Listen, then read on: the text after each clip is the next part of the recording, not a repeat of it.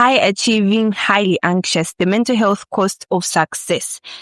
Hello and welcome to A Plus Podcast. I'm your host, Kehila Malunga, and today we are about to speak about something very important to all of us, that affects all of us, especially as young people. And so today we are talking about all things mental health. So I'm joined by three amazing people, some of which you might know, some may be new, but today we are about to dig deep into an lovely topic that affects us as young people. So I'm joined by Bupe Mudenda. I'm sure the name might be new to others, but if you're part of the foundation, I'm sure it's something or a name that you have heard before. So Bupe Mudenda is a graduate from CBU School of Medicine. She's a graduate and licensed environmental health officer, environmental stewardship advocate, A+ publicity secretary. She was once the Secretary General at RCZ Fellowship CBU SOM,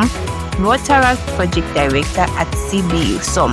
I'm also joined by Eric Mudenda, who is a fourth-year medical student at CBU School of Medicine. He's not only a student, but he's also a poet, a writer, a published author, a mental health enthusiast, the capacity building director for Cortex Club CBU SOM, the head of department for the medical and medgrow series for MedTalks Zambia.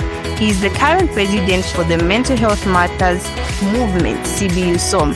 And lastly, I am joined by A+ student for Mr. John Glory. I'm sure from all these biographies that I have read and from the names that I've mentioned, I'm sure we are all excited. Let's get right into this conversation. Hello, guys, and welcome to this podcast. Hello. Yes, I'm excited to have all of you here. Are you as excited as I am? Hi, guys. Hope you're all right. Yes, so today we are speaking all things mental health. High achieving, highly anxious. I'm sure that sounds it's a very catchy and flashy topic, just from the high achieving, highly anxious.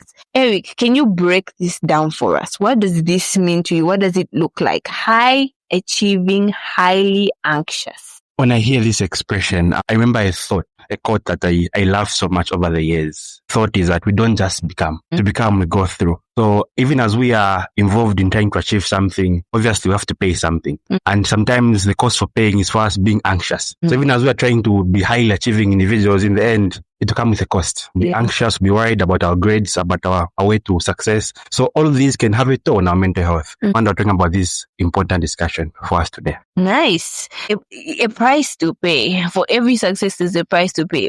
High achieving, highly anxious. What does this look like to you?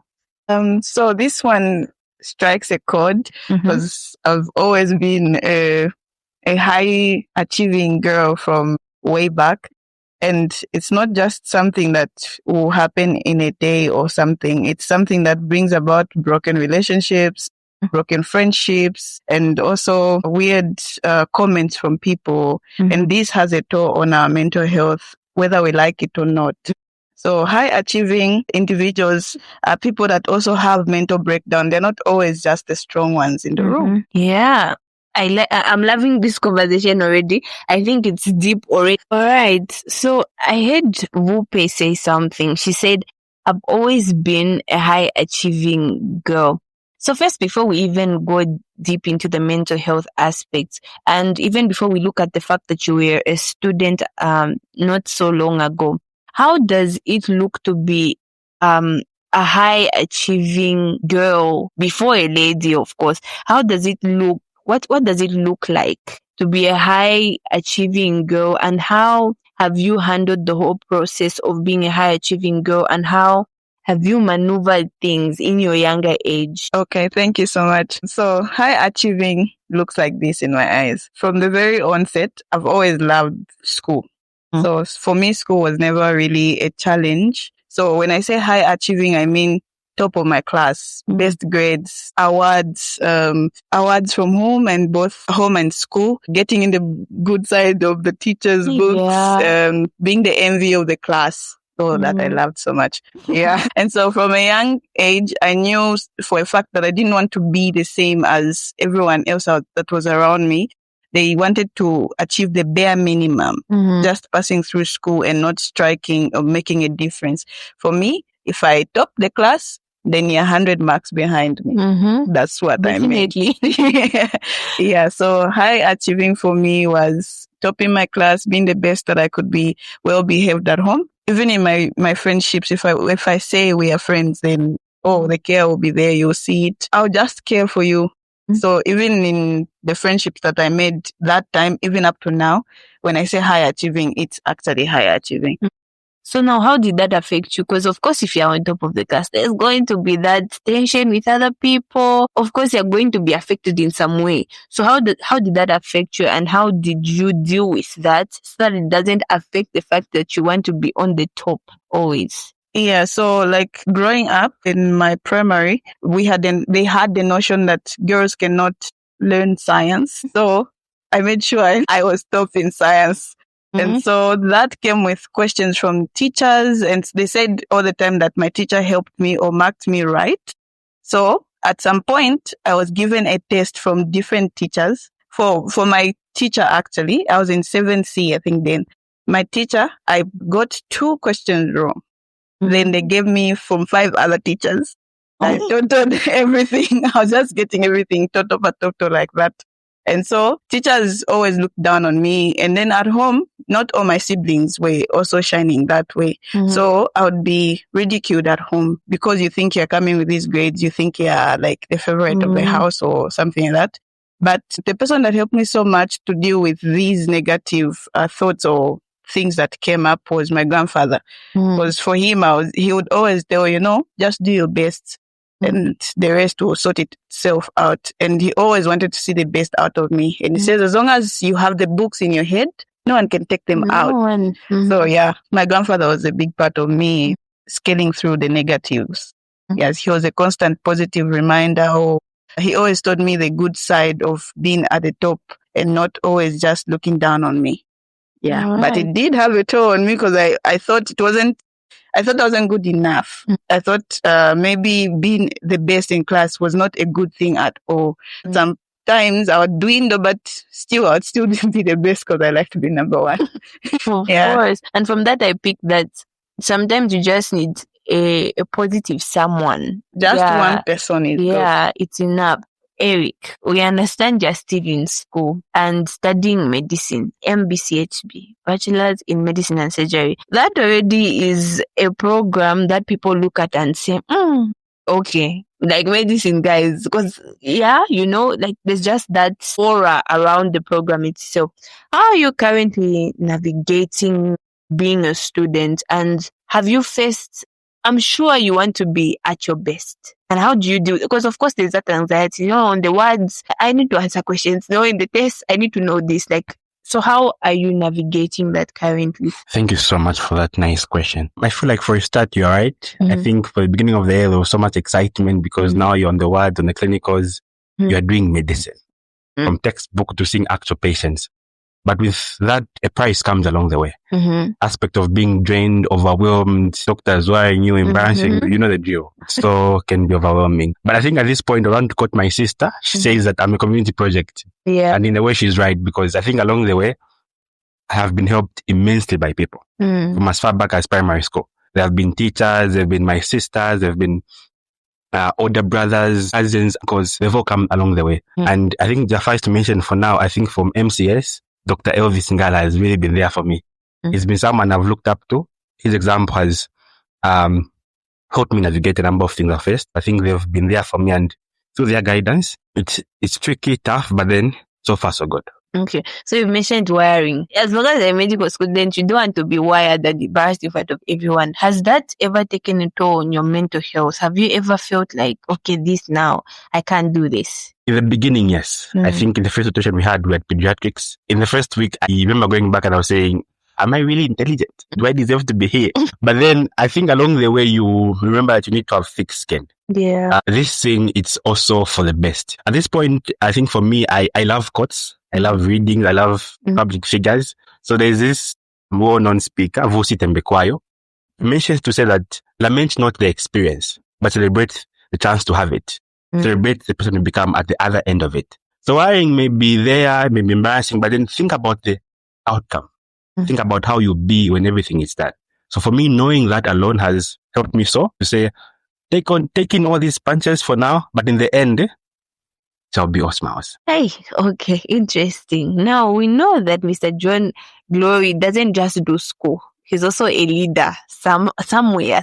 You'll find him where leadership is concerned. You'll find him. Of course, we know he's A+ Student Foundation president, but there's also other things to do with leadership that you have taken on. So now I'm sure there's many things in your life you try to navigate, but then there's also leadership. How do you balance this? Because obviously there's sometimes you are tired, not your body, but your mental is tired.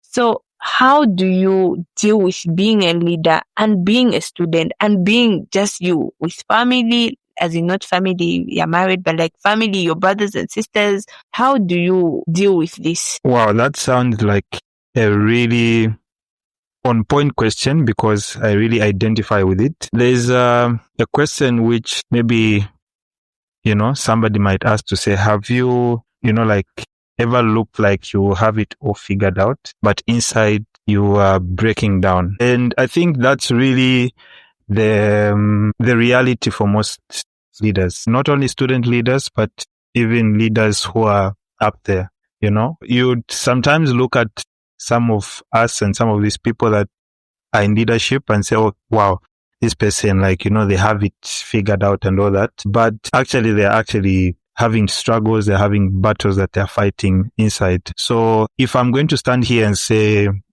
being a leader, being a student has been one of the easiest things in my life, I would be lying. That would be like the biggest lie I've ever told. I remember when I first had the idea for A+ and ended up launching it in 2023, as we're heading to 2024. It was one of the hardest decisions I had to make. And in the first year of running the foundation, being a fourth-year medical student, I had a lot of things to deal with. I was also involved, in church, at leadership positions there. There's families, I was actually having a part-time job at the time. So I was also having a job. I was having studies. I was having a foundation. I was having all these things, and so you look at all those things and you're like, how does a person, and most people ask me this question, how are you handling, the pressure and all these things, what we call high functional anxiety. So that is where you are anxious, highly anxious, but you are functioning, this is where people try to derive energy or mine energy from their anxiety and focus that on the things that they're anxious about. So anxiety, I think, is one thing that will always be there. And that's one thing that I deal with almost on a daily basis. But one thing that has really helped me is to find the functional side of anxiety and, help it or utilize it to actually get things that I'm having on my table or on my plate done. There's something called eustress. The good type of stress, the stress that pushes you to actually get things done. I think that's why we hear most students say, I study well under pressure. That person is stressed, like tomorrow is the exam, but then that's when you find the person is actually acing the whole thing. Like that's when things are getting done. That's when you get to understand things. I think we as youths and also as human beings have to get to a point where we translate all that negative stress into eustress. Yeah, so that we can get things done. When you are a leader and you're having all these things that you're dealing with, you find that the anxiety and the stress that you have is usually overlooked or overshadowed by the success. You get the point, right? You find that of course you are anxious, you have all this stress that you're dealing with. But the fact that you are succeeding, sometimes we tend to overlook that and we tend to don't really deal with it. So I think it's usually very important for us to really deal with that, even as leaders, that, even though you are stressed, you are anxious, it's okay. It's okay for you to be stressed. It's okay for you to be anxious, and despite the success that you are having, I think it's something that we really have to deal with because in the long run, it tends to really affect us in terms of our mental health. This is where you find that a person who's really achieved so much, all of a sudden they are breaking down. And you're like, how is this person breaking down? Because they have all these cars, they have all this money, they have all these things. It's because the success they were having along the way was masking their stress, was masking their anxiety. And before they realized, they broke down. Yeah. So I think that's something that we really need to deal with, especially as leaders. We do not need to mask the success with the anxiety with the success that we are having. All right. So now we know that Bupe, we know that you recently graduated, of course, and you are a licensed environmental officer. But then I want to know something, because it's not been so long that you that you left school. How has the transition from being a student to now actually joining the industry affected you? Give any stress, because there's a lot of people out there who you will hear say, when you're at school, you need to think of the future, because when you're done with school, it will just dawn on you like I was a student then, but now I'm no longer a student and I need to have things together. So now how, has that given you any negative impact, or is there a difference in the way you feel, especially mentally? Oh, yes. So one thing I regret so much is just spending my years in school doing schoolwork. Yes, I didn't really prepare mentally for finishing school. So 5 years to me seemed like a long time. Like I can catch up and do other things. I feel like if I maybe used my time and did other things, like developed skills and invested my time in other things other than school, I was going to be in a better place mentally. And also rushing to go for work, I think wasn't a good idea on my part. Because yes, it's needed. Yes, it's important. It's really nice when someone asks you, "Are you working?" And you're like, "Yes, I'm working." But it has been a very big negative toll on my mental health, because a lot of times I wake up in the morning, I'm like, I have to go to work. Like a lot of times I don't want to go to work because I don't like what I'm doing. Yes. So you find that while I was in school, I was just like, yeah, I can't wait to graduate. I can't wait to finish school and I can't wait to start work. But I didn't take time to actually look into what work requires of me. Like, what would I be required to do once I'm done with school? Because now I don't have the, I would say, audacity to ask for anything from home now because I'm a graduate. I'm a big girl. I'm working. So I can't just go home and say, please, can you help me with this? Now I have to figure everything out on my own. And this is something I didn't really prepare for. Like, I didn't prepare for any of this. And so you find most of the times, like, I break down in my room and I just think, and then what brings me back or what helps me come back is I am grown and have bills to pay. Yeah. And so I can't break down for a long time. I have to think, this is the process. I think Eric did mention something about loving the process, not hating it. Because most of us just want to see the shine of everything else, but we want to move away from the process.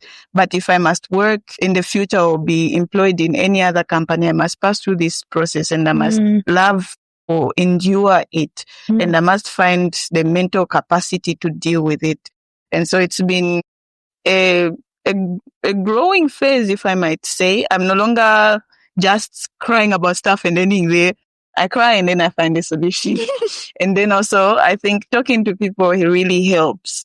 Yes, because bottling things up, like he mentioned earlier, John Glory, he mentioned, no, we don't really have time to deal with stress. We just say, because at the end of the day, I'm working anyway.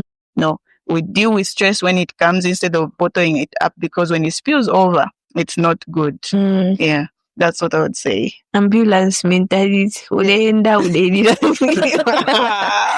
all right. I think that's where we err. I know there's the idea of you cry, you move, you cry, but deal with what you are crying about. Like, why not deal with what's making you break down before you can actually move?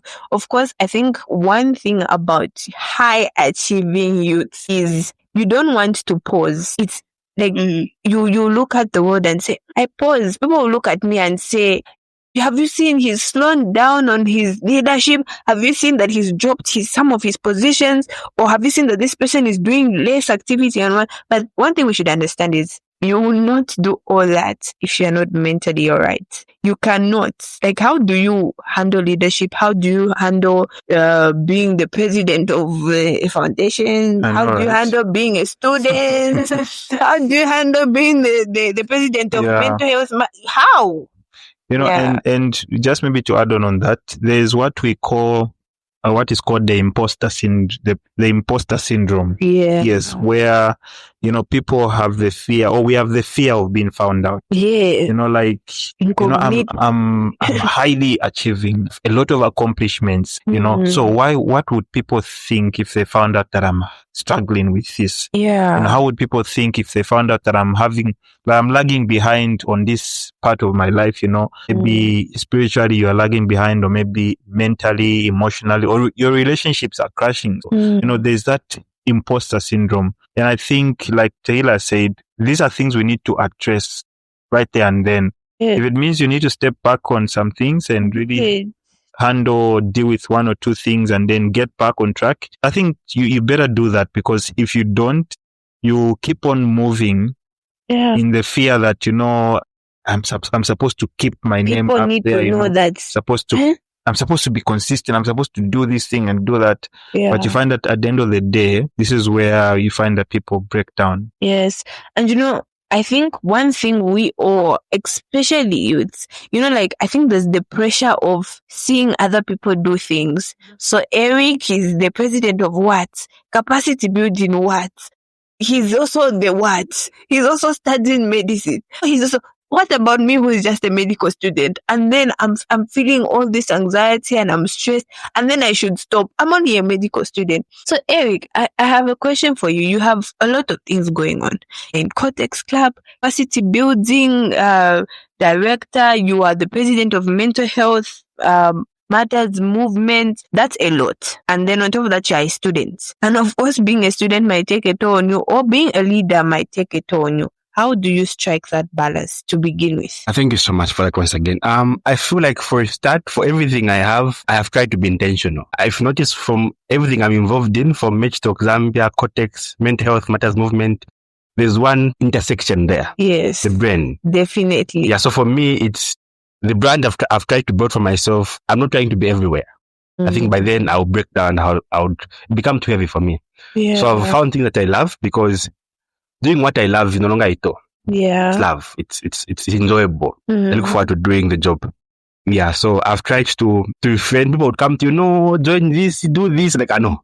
For now, you're my friend, yes, but I'm doing this for myself, because in the end, it's one thing to be involved, but not to be productive. So if you're everywhere, in the end, you won't see results. But if you're doing things that you love, definitely see results. And it makes things a bit easier. Yeah. So I think I've also been governed by the all-none law, or scriptures say, whatever your hand finds to do with all your might. So for me, the motto is simple: do it completely, or I'll not be involved at all. So by doing what I love, those two intersecting, I've derived joy from my activities. Right. Good. So all of us have spoken differently about stress, anxiety, and everything. But there's some people who cannot openly say they are struggling. Someone will not openly say, okay, guys, school has taken a toll of me. I can't do this anymore. So why do you think it's hard for someone to ask? Firstly, I'll start with the gents. Why do you think it's hard for gents to ask for help, Eric? A number of factors are at play. One of them being also their upbringing. I feel like men, we are brought up with a thinking to say mamuna samalila, which in a way is actually false and biased, because it's alright to seek help and want to open up. A quote which says asking for help is the strongest thing you can do, because it allows people to love you. So I think as men, we think we are just too strong. Sometimes that actually becomes bad. Of course, men naturally in the society today, they're deemed as giants, solution oriented. They solve things, they're providers. But then in the end, the thought is that giants are also humans after all. Yeah. So even people who seem strong, they too need help. So as men, we need to find time to change this narrative. Yeah. To open up. Of course, not opening up to everyone, but finding a safe space. Or as I call it in my book, finding your blue. Find something, someone, a friend, a spouse, a girlfriend, family, someone you can open up to, someone you can be yourself. Find yourself a blue. and open up. Find yourself a blue. Mr. John Glory, tell us, why is it hard for gents to open up? Why do you think it's hard for gents to open up? It's something that I've been growing towards. Yes, I really used to have a challenge with opening up, though I'm a person who encourages people to open up. So when you come to me and you are having a challenge, I'll be there, I'll listen to you because, I'm a counselor. That's one thing we have been taught to do, to listen. Yes, so we speak less and listen more. So I'm one person who listens when, somebody is having a challenge and whatnot. Then it was always difficult the other way. Yeah, where I would maybe find a person. And it's usually like something that I can, like Eric said, point towards our upbringing, as young men, as young boys who were taught to be solution oriented, to bring solutions to the table. Yes. And as I have grown and as I've been exposed, of course, to church, to people, I've come to realize that it's okay for me to go to somebody and say, I'm having a challenge here, and I think I've been able to do that, of course, with the help of mentors, people like Pastor Sakala, somebody who's really helped me to to be a man who can open up and speak to people. And yeah, I think it's something that I've been growing towards. And I think it's something that as young men, we need to learn to do. Yeah. So I know I'm not a gent, but most of my friends are gents. And so one thing that always comes out with regards to men opening up with mental health issues or mental breakdown or when they are stressed or having trouble is the people they talk to often use it against them. So there's also the fear of being judged. Like they've said already, there's that picture that society has already painted, say a man should be solution oriented. So if a man comes to you and says, I'm having this trouble or I'm going through this, people tend to use that against them. Yeah. So, I encourage my friends, personally, I encourage my friends to be more open, and I create the blue that he's talked about to be a safe space. For me, I'll tell you, say what you've told me, it's not going anywhere. In fact, I've forgotten it. Yeah. Yeah. Well, I'm going to hear and I'm going to pay attention to you, and then I'll try to help you realize that it's okay for you to break down at some point. Break down, let people help you, and then get back up. Yeah. You understand? What becomes wrong is where now you want to continually just be broken. But get help, and then also let us create an environment where men feel safe to open up. And I think, just maybe to add on what Bupe has said, there's a trap, perfectionism trap, where we want to be perfect, want to provide ourselves as a perfect whole to somebody. And so you find that if you ask for help, that might come off as maybe he's not man enough, maybe he's not capable. How can a man come and ask me for something? So I think it's all part of the programming, and it's all part of the expectations that we have around us. Sometimes the burden that is placed on us, the expectations that people have, it has put us, especially as men, to be in a position of proving ourselves. We need to prove. I need to prove that I'm a man. I need to prove that I'm capable, I'm able to provide for this person. And so you find that you have been dating somebody for 3, 4, 5 years, and they've never come to you even to ask you for a 10 kwacha or to ask you for something, because they feel like they are the ones who should be providing. Your money is your money, and my money is my money. My money is our money. Yes. So you find that because of that, we are in the mindset of proving ourselves. I need to prove that I can provide. I need to prove that I can do this. And I think we don't have to prove that to anybody. All right. Okay. So something, as we are winding up, I think something that we all should know, especially about men opening up, is if the society is not a safe place, they will not open up. So if it's harsh, if the conditions around them or around this person are not good enough for them to open up, they will definitely won't open up. But also one thing that men should know is that silence is not strength. Sometimes it's not always that silence is strength. So you will be breaking down and thinking, oh no, because what? No. I think men should realize that it's okay to just speak out sometimes. And so as we are winding down, Bupe, as a female, I know there's also, females also go through things. You know, firstly, there's a guy who told me it's either you're a listener or you're the one talking. You can't be both. That's why I just listen. So my girlfriend will break down. Me, I'll be the one to listen. We both can't be the ones to talk. So now, how, as a female, how can you be both? Of course, you need to be both in different seasons, because sometimes you're the one listening and sometimes you're the one talking. So how do you make yourself someone's blue? Okay, so like you said, it's a two-way thing. Mm-hmm. It's not always like in different seasons, you can be a different part of that conversation.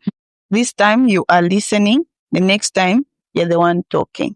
So it's not always, the problem is that I don't know if everyone's wired this way, like we want to be the center of attention all the time, but women also need to get to a place where they know that it's not always about them. It's not always about you. If you're in a relationship with someone, that relationship is for the two of you, not just you alone.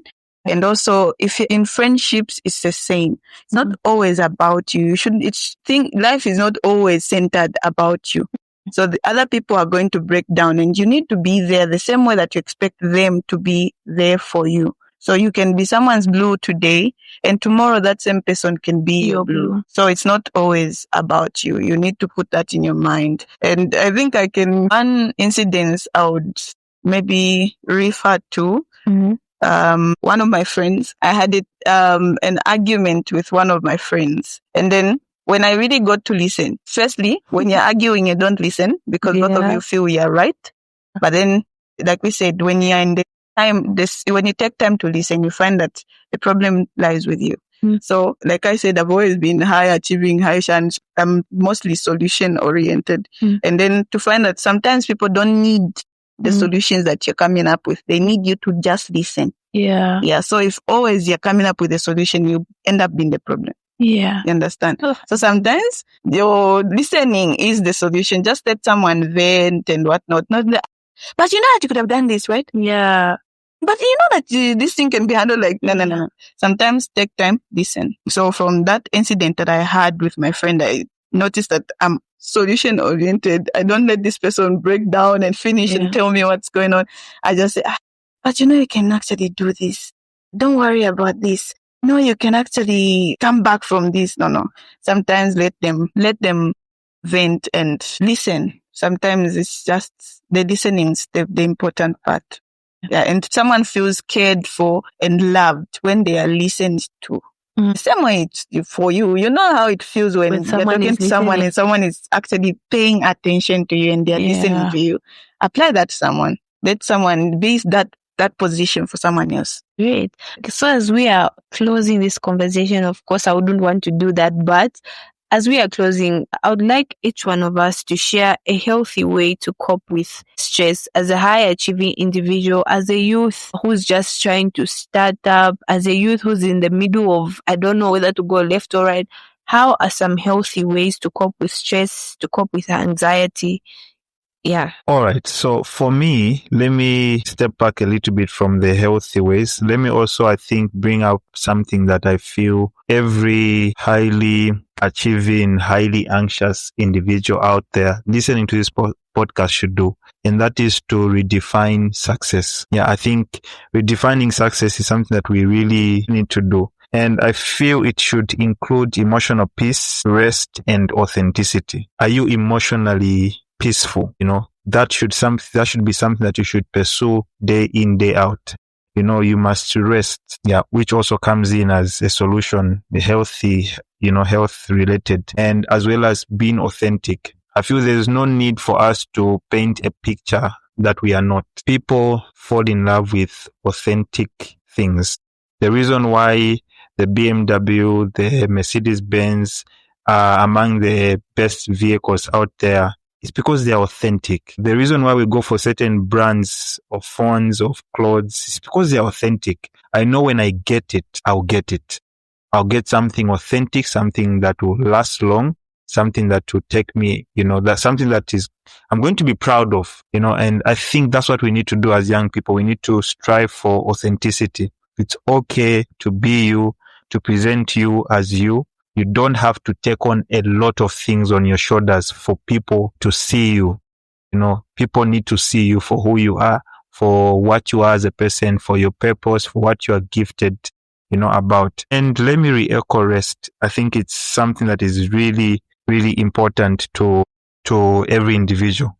And lastly, let's say no to guilt. Let's say no to guilt. It's okay for other people to try to guilt trap you or guilt trip you, but don't be the person to make yourself feel guilty for certain things. If you start feeling like that, then it means you need to go back to your drawing board. You need to go back to your journal and try to review some of those things that you've written down so that you can redefine yourself, redefine your goals, redefine your purpose, and redefine your, success in general. Okay. I think for me to answer that question about some healthy ways to cope with stress and also being an highly achieving individual, I think I'm taken back to a very important man in the field of psychology. The mental health space, psychology is something very, very important. So there was once an American psychologist called Abraham Maslow, and he came up with something called Maslow's hierarchy of needs. Very, very important concept. I think for me, that's something very important. So this hierarchy of needs is basically like a pyramid. So you have at the base, you have the physiological needs. Sometimes you're not depressed. You just need tired. Shima is snug. So the things like air, water, food, shelter, basics, please have them. Eat well, eat enough. That's the first one. Then you also have like safety needs. Be with peaceful people who talk good about yourself. And you yourself talk good about yourself. Here, I always say this. If you can't shoot yourself in the foot, then why are you saying bad things about yourself? Speak good things about yourself. Be kind to yourself. So this really helps. Then you also have things like love and belonging. At this point, allow someone to love you. Be it friends. Allow love to flow in your life because by being loved, we feel a sense of belonging. Join something you are known for. Then you also have things like esteem, confidence, self-love. The thought there is that if you lack confidence, build evidence. What's that? Do something. Be involved in something. 4, 5, 6 years is long enough in school to just come out with a degree. Be involved with something. So at the end of the day, you have the degree and you also have something you've done aside from that. That really helps and boosts your self-esteem. And then when we all do all this, the combination is quite beautiful. You're going to have what you're calling as self-actualization. You are going to grow as a person. Beyond having the degree, you'll be someone who is functional, capable, someone we can rely on, someone who is qualified and a capable individual in society. So I think like for me, these are some helpful tips. Wait, Bupe, what are your healthy ways of coping with stress, anxiety, and everything that takes a toll on your mental health? Okay, so like John Glory said, redefining success has been one of the ways that helped me deal with anxiety in school or stress. Like the final year really did a number on me. With pharmacology was like a nightmare. Like I said, I've always been high achieving, so I didn't really need academic help. But pharmacology, wow. So now I had to learn how to ask for help.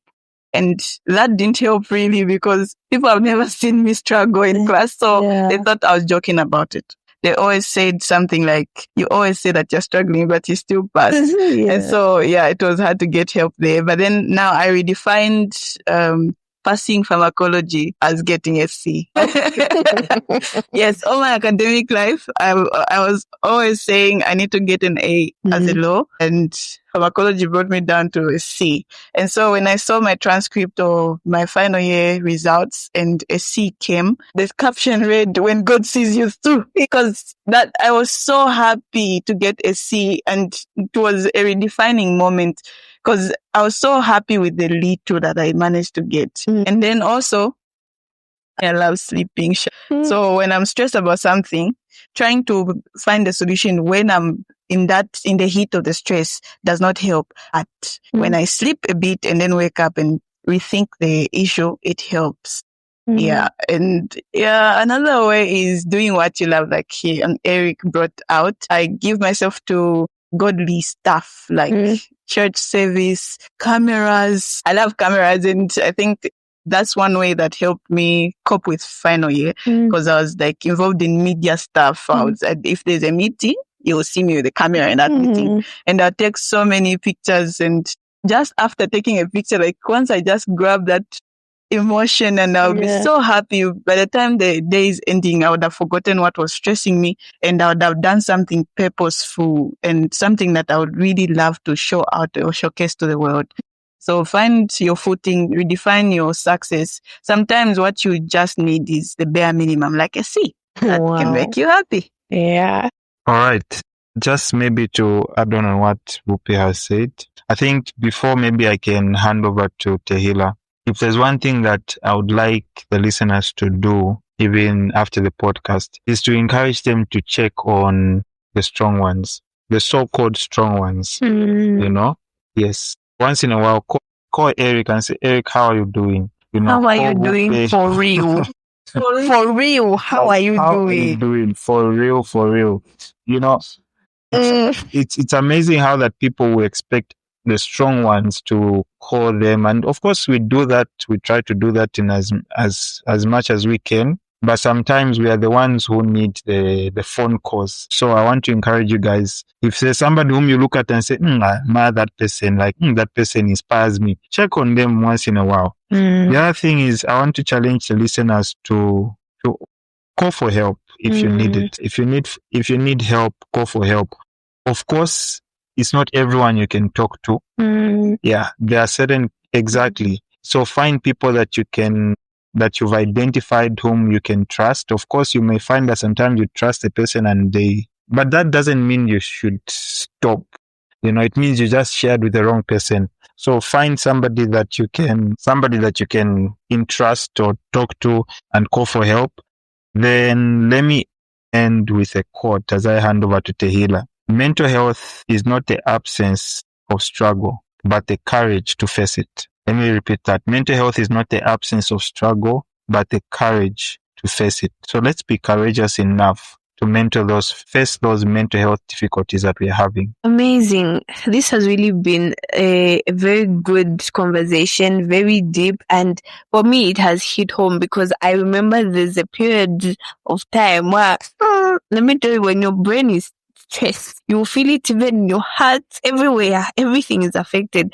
So I think as human beings, sometimes calling for help and being in a phase of your life where nothing really makes sense, even waking up is like a struggle. You don't know if it's to wake up, if it's to continue sleeping, if it's to do what. If you're a believer, pray. For me, I can say that's like on the top of my list of healthy ways to cope with stress. Pray. For me also, I know I'm an emotional being, but crying helps me. I just sit in my room and say, God, I don't even have what to say to you. There'll just be tears rolling down my cheeks. I'll cry so much that after I'm done, I feel like you just hit me on my back and it's just going to get better. So do whatever it takes. Don't do dangerous things to cope with things. Don't go and drink yourself to, I don't know where. You can't even walk. What are you doing? Just after you become sober, then what? Find ways that will actually help you, not just numb you for a moment. And when you are back to yourself, it's going to be the same. So find people to talk to. Create proper networks. Create friendships, authentic friendships. You know that, okay, I can call someone at least and they'll hear me out and they will help me.